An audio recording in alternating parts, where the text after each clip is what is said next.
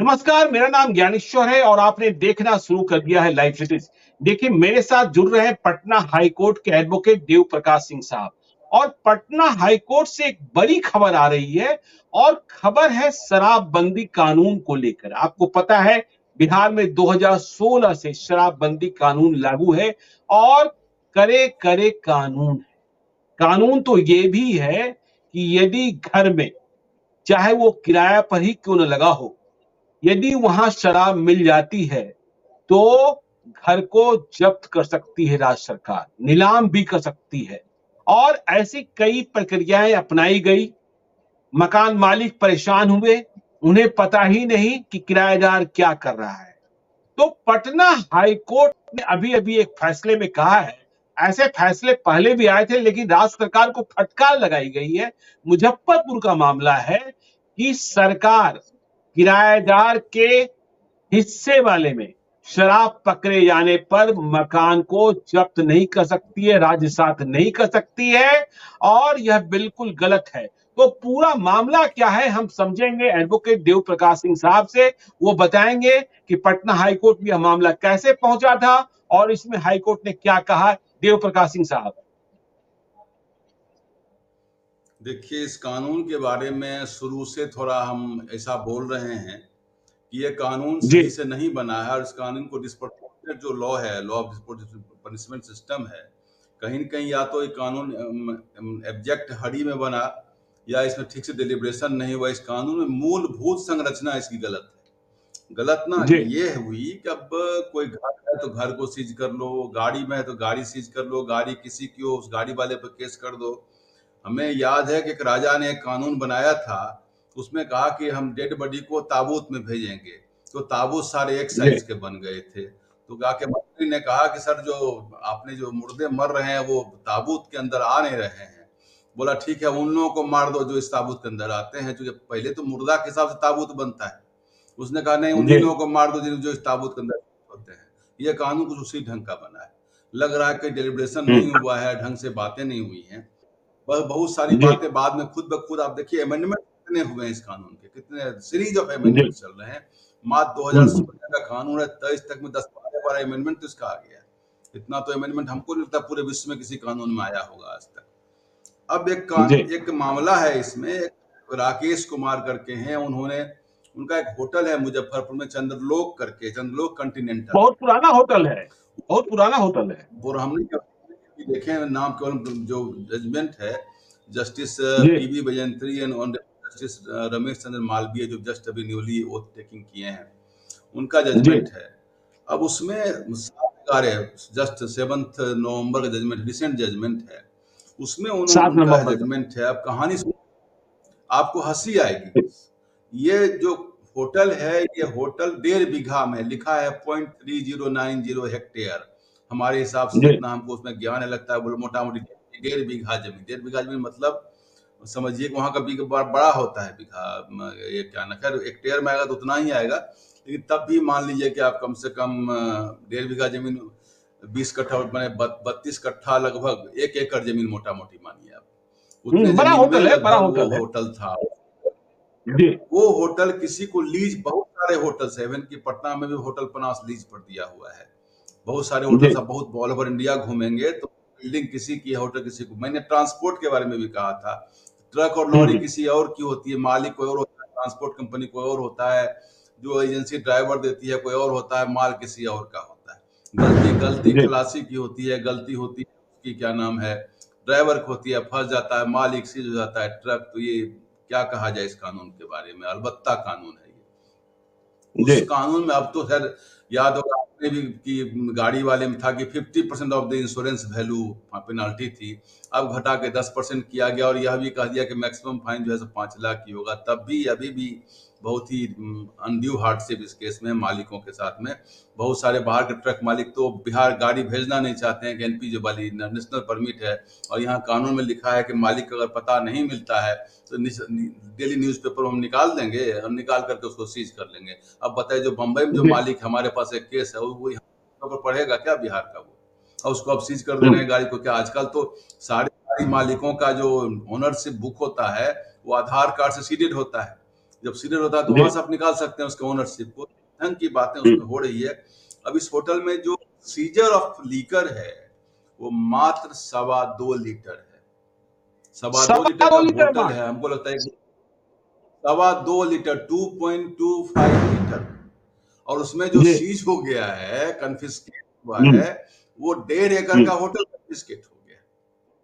और क्या उसमें बात। उन्होंने जो है वो जो उसको जो लीज दी, वो लीज 1/6/2016 से 30/4/17 तक का लीज जी था। और लीज दिया गया था रिजवानुल हक है, उनको लीज दिया गया था। वो भी रिजवानुल हक का भी इन्वॉल्वमेंट नहीं।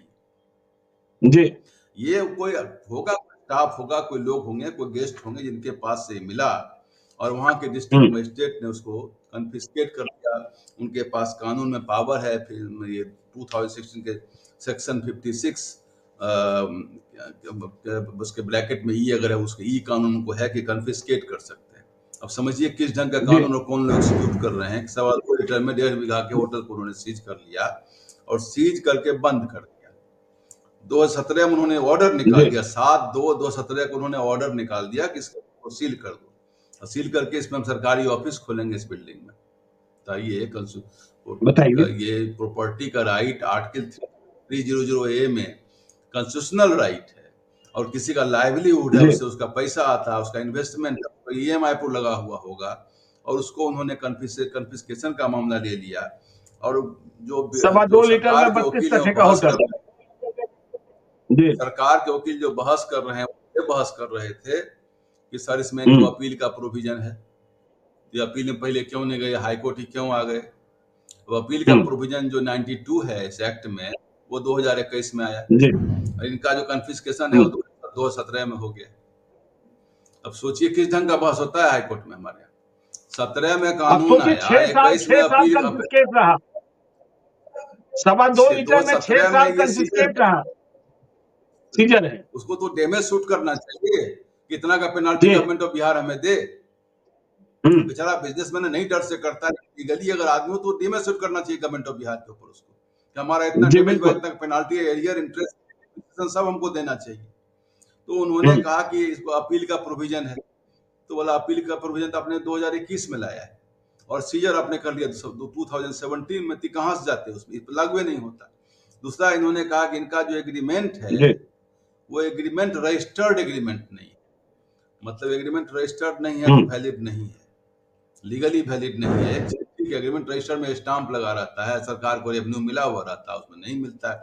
उसमें भी रूल है कि अगर 11 महीने का एग्रीमेंट है तो एग्रीमेंट जो है सो क्या नाम है, उस पर रजिस्ट्रेशन की कोई आवश्यकता नहीं है। ये एग्रीमेंट 11 महीना के अंदर का है। 1/6/2016 से 30/4/2017 के अंदर का एग्रीमेंट है।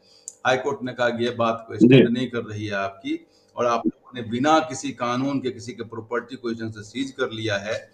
और इसलिए उसको जिसको ध्वस्त करते हुए इन्होंने कहा कि कोई मामला नहीं बनता है। और सबसे बड़ी बात उसमें आपने खुद लिखा है कि देखा जाएगा कि इन्वॉल्वमेंट ऑफ ओनर कितना है, scissor of amount, scissor of जो आर्टिकल है वो कितना है।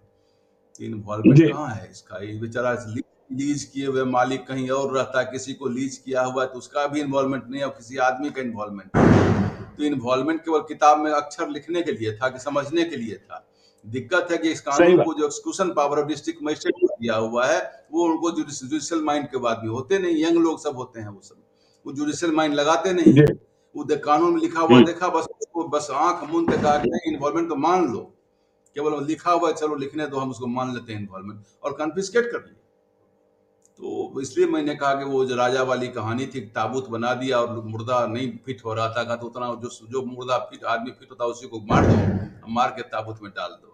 अब दारू मिल गया तो सीज किसको करना है, पनिशमेंट किसको देना है, तो दे रहे हैं 1.5 बीघा के बने हुए होटल वाले को सीज कर रहे हैं प्रॉपर्टी को। और हाईकोर्ट ने कहा कि ये गलत, बिल्कुल ही गलत है, और उसको क्वैश कर दिया, समूचे ऑर्डर को सेट असाइड कर दिया, कहा कि ये बिल्कुल ही गलत है, डिस्ट्रिक्ट मजिस्ट्रेट का ये ऑर्डर अनलॉफुल है, कन्फिस्केशन करना, उसको सीधे कहा रिलीज करिए होटल को। दो चीजें समझना चाहते हैं देवप्रकाश जी। देवप्रकाश जी 2 चीजें समझना चाहते हैं। पहला तो देखिए, सेट असाइड करने में 6 साल का वक्त लगा, 6 साल का वक्त लगा।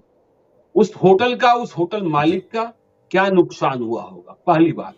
दूसरी बात हम ये समझना चाहते हैं कि पटना हाई कोर्ट ने तो स्पष्ट कर दिया ना कि यदि किराए पर कोई संपत्ति लगी हुई है, वहां कोई शराब पकड़ी जाती है, तो इसका पाप मालिक पर नहीं लिखा जाएगा और इस तरीके से सरकार जो है किसी प्रॉपर्टी को, जो मकान मालिक की प्रॉपर्टी है, किराएदार की प्रॉपर्टी नहीं है, अपराध किराएदार ने किया है, तो कन्फिस्केट नहीं किया जाएगा। ये बात तो स्पष्ट हुई ना। बिल्कुल ही माकूम सवाल, क्या आप भी लगता है वकील हो ही गए हैं। ये बात हाईकोर्ट जी। ने भी लिखा है और इसको डील कर दिया। जब तक इन्वॉल्वमेंट नहीं है उसका और हाउस ओनर का को रिस्पॉन्सिबल आप नहीं ठहरा सकते। अगर वो एग्रीमेंट लीज एग्रीमेंट है और लीज एग्रीमेंट नहीं मान, कई एक बार क्या होता है, लीज एग्रीमेंट 11 महीना किया और लोग पैसा देते रहा तो आदमी उसको रिन्यूअल नहीं करता है, तो वो कहते हैं लीज एग्रीमेंट एट सफरेज, एक रूल है बना हुआ, तो उसको मान लिया जाएगा कि आप ऑलरेडी लीज पर है। तो बोला वैसे जी। केसेज में मकान मालिक को आप इन्वॉल्वमेंट नहीं माना जाएगा, उसके ऊपर कोई अपराध नहीं बनता है। ये हाई कोर्ट ने जी। इसको तय कर दिया इस जजमेंट में। अब किसी हाउस ओनर को जो किराए का मकान लगाए हुए हैं उसके मकान मालिक पर अब ये कानून नहीं लगेगा।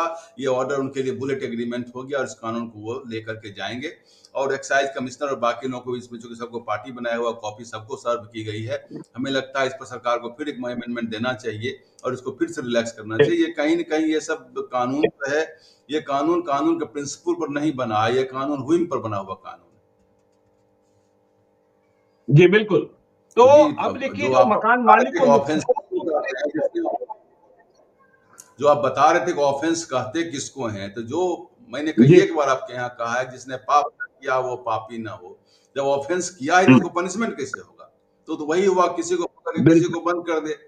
वो एक कहानी लीगल पॉइंट में हम लोग कहीं पढ़े थे, किसी की दीवार गिर गई, बकरी मर गई, राजा ने कहा कि अब बकरी मरी है, किसी न किसी को पनिशमेंट होगा ही होगा। तो पकड़ किसी को बाद में फिट करके कहा कि जो सामने पकड़ाता है उसको पकड़ के अंदर कर दो, जान मार दो।